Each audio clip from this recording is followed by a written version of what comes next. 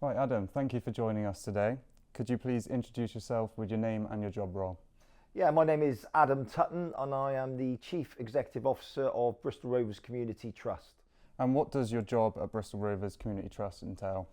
So, as the Chief Exec, my role entails all the day-to-day dealings of the club's official charity. Bristol Rovers Community Trust is an independent charity, obviously very tightly linked to the football club. We've been around for over 20 years now, and over the last few years we've seen a real growth in what we do. The charity itself deals with four key areas. We have what we call our four areas of impact, and those are in the areas of health, education, sport and inclusion.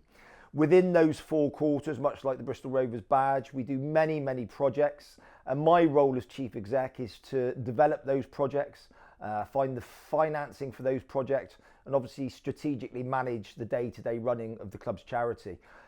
In today's environment, it can be very difficult, it's very challenging. Obviously the charity sector is very challenging at the moment, but with the support of Gasheads, as we always have, we are continuing to grow. And tell us a bit about your career and your experiences and how they brought you to Bristol Rovers. Yes, so I'm a born and bred Bristolian. I spent most of my life here up until I was 18 when I moved up to London, and I undertook a business management degree up there. Enjoyed London when I was a bit younger, obviously. London's a great place to be. I went from job to job following my graduation at university. Before I actually ended up my first sort of foray into the footballing world, which was a strange route, as I became the head barman at London's infamous celebrity haunt, the Groucho Club. I was barman there for several years. That was around the time of sort of Cool Britannia and the Young British Artists, and a lot of those people were members of the club at the time. And it was around then that I met up with the artist Damien Hirst, Keith Allen, the actor, and Alex James, who was the bass player in Blur. And on a drunken evening, they decided that they'd like to approach me and ask if I'd like to set up a record company for them, which I did. And we went on to release the sort of multi-award-winning Vindaloo, which was the 1998 World Cup song. So that was my first sort of introduction into football, a strange way into football. But yeah, I worked with them for a few years, and I'm delighted, I've got a gold disc on my wall at home for that record, and we sold over 600,000 copies. Following that, I felt it was important for me to try and get a proper job. So I actually diversified and I went into teaching. I did some football coaching qualifications and I qualified as a teacher.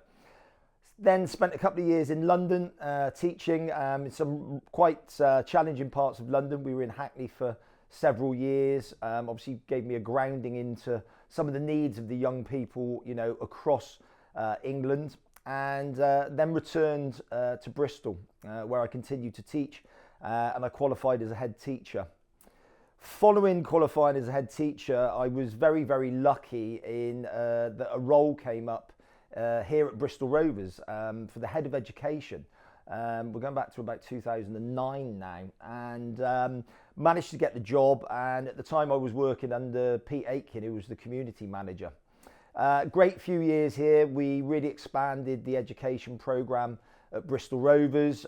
We initially started with 6 pupils on the project, and now I'm delighted that since then we've grown to over 70 full-time pupils on our education programmes. We've also got 20 pupils on a degree programme.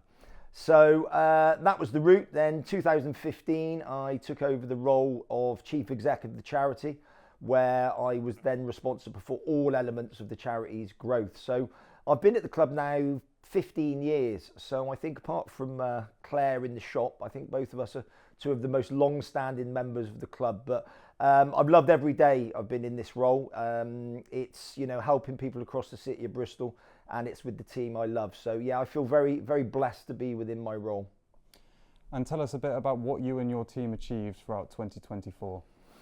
2024 was a great year for the charity. As I said earlier, it was a very challenging time of year. The whole charity sector is up against it. People are struggling with the cost of living crisis. So there have been challenges, but we've had some real successes. One of the key successes for us was that the women's team finally reached the National League. As I'm sure a lot of people will be aware, the rebirth of the Gas Girls was actually a community-led project started by us back in 2019. And we've obviously seen great growth. We've seen a great development in women's football during that time. And with the support of the team of volunteers that we had, obviously we finally achieved promotion to the National League. At that point, things became semi-professional. It moved away from the community. And I think my highlight of the year really was that Hussein and Abdul Latif, obviously the chairman, offered to take over the running of the club, which was a real honour. It showed their commitment to the women's game, and everyone at the charity was delighted to be able to hand over the reins, and obviously they've gone on to even bigger and better things since then. As well as that, we've seen our education programme grow. We've now got and run out of the stadium Bristol Rovers Community College, which is a very, very successful programme where we run BTEC and degree programmes, and we've got over 70 full-time pupils on the BTEC and 20 programmes doing a degree. The key really for me in terms of success is, it was only a few weeks ago we were looking, and it's now that over 50% of my full-time staff have come through our education programme. So it's a fantastic route for young people in our city to learn a skill set and then get a full-time job out of the back of it. And finally, what do you and your team hope to achieve in 2025?